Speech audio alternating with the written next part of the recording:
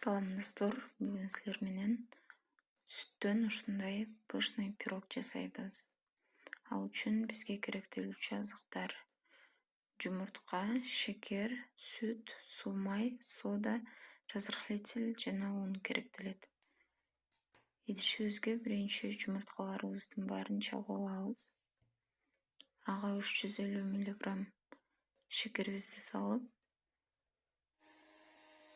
миксердин жардамында аппак масса болгонго чейин аралаштырабыз. Миксер жок болсо венчик менен аралаштырсаңар деле болот. Ага 150 мг суу майыбызды куюп,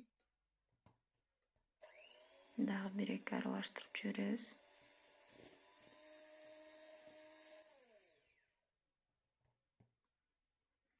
Эми ага 400 мг жылуу сүтүбүздү куябыз.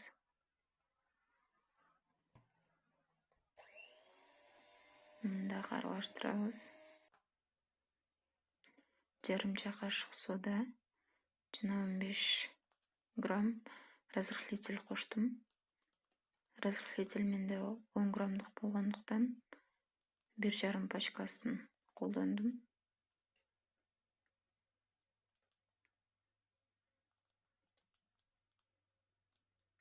Мына жарымы калды. Дагы жакшылап аралаштырып жиберебиз.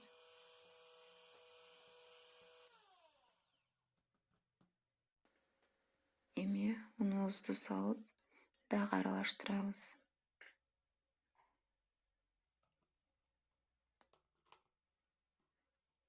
Баары болуп менде 2,5 стакан un колдондум.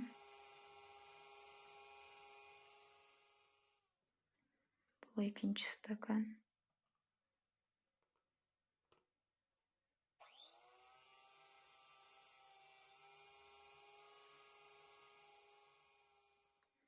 Бул болсо 3-чү жарым стакан унубуз.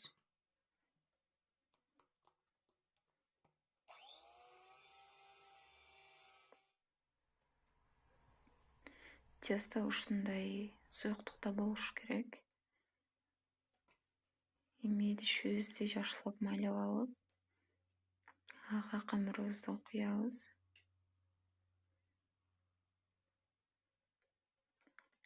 Алдын ала ысытылган духовкада 170 градуста 30-35 мүнөттө бышырабыз.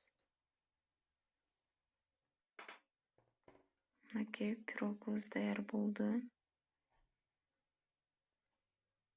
Даяр болгонун таякчанын жардамында билип алабыз.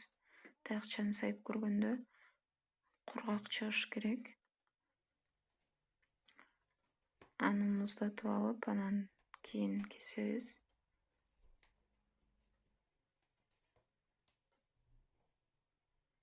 Мынакей жумшак пышный пирог болуп чыгат. Сиздер да жасап көрүңүздөр. Кийинки видеолордон көрүшкөнчө саламатта калыңыздар.